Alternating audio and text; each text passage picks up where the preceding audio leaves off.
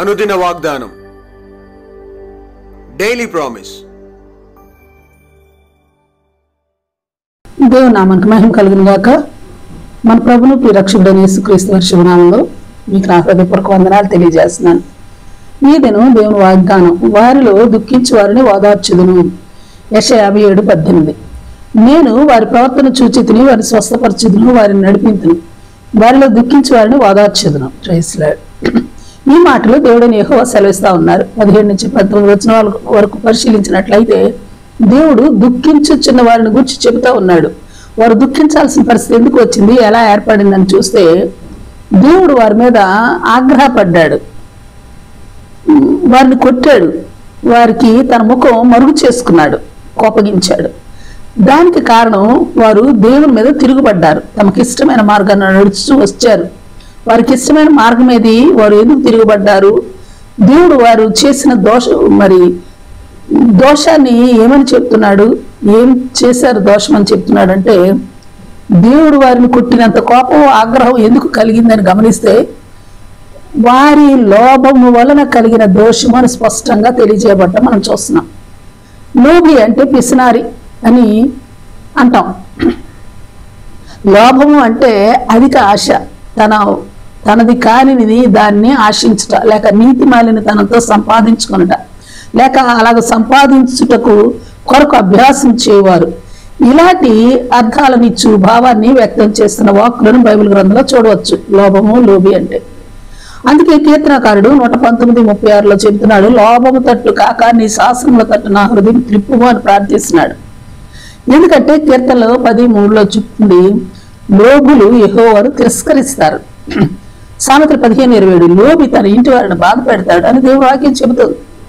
ఎఫెసీ 5:3 వ్యభిచారి, అపవిత్రుడు, విగ్రహారాధికులతో సమాన పాపిగా లోబిని గుర్చి చెప్పబడుతూ అట్టివారు దేవుని రాజ్యానికి హక్కుదారుడు కాడు అన్న సంగతిని నిత్యం అని జ్ఞాపకం చేయటం కూడా మనం చూస్తున్నాం.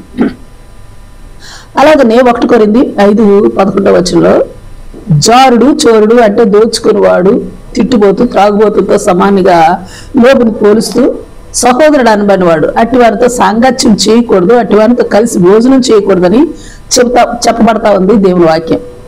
అలాగే 6:10 కూడా అన్యాయస్తులు, జారులు, దొంగలు, దోచుకునేవారు, త్రాగుబోతులు, దూషకులు వీటి వారితో కలిసి లోబులను గుర్చి పోలుస్తూ అట్టివారు దేవుని రాజ్యమునకు వారసులు కానేరరు, మోసపోకుడి అని హెచ్చరించడం మనం చూడొచ్చు. అంతేకాదు 2 Pétరు 2:14 అస్థిరులైన మనస్సులను మరులు కల్పించు, లోభత్వమునకు సాధకము చేయబడిన హృదయము గలవారు శాపగ్రస్తులై ఉంటారని ఉదాహరణగా బిలాము ప్రవర్తన జ్ఞాపకం చేస్తూ అట్టి వారి కొరకు గాఢాంధకారం భద్రం చేయబడుతున్నదని జ్ఞాపకం చేస్తూ మిగతా భక్తులు జ్ఞాపకం చేస్తా ఉన్నాడు.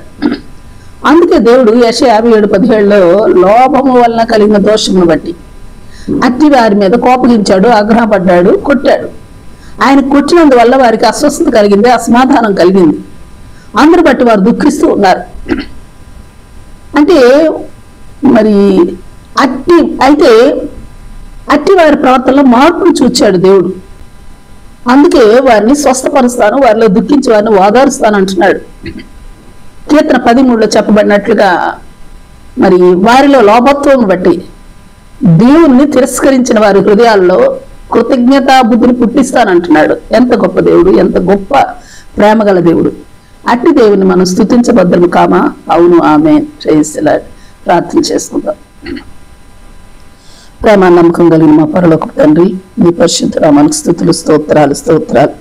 దేవా, లోభము యొక్క లేక లోభి యొక్క స్థితి ఎంత ఘోరమైనదో నీ లేఖనాల ద్వారా వివరించిన రీతిని బట్టి లోభి పరిశుద్ధులతో సహవాసానికి వెలివేయబడిన వ్యక్తి అనియు, శాపగ్రస్తులను గాఢాంధకారమునకు సిద్ధపరచబడుతున్న వ్యక్తిగాను మీరు మాకు తెలియచేసిన విధానాన్ని బట్టి మీకు కోట్లాది స్తుతులు, స్తోత్రాలు.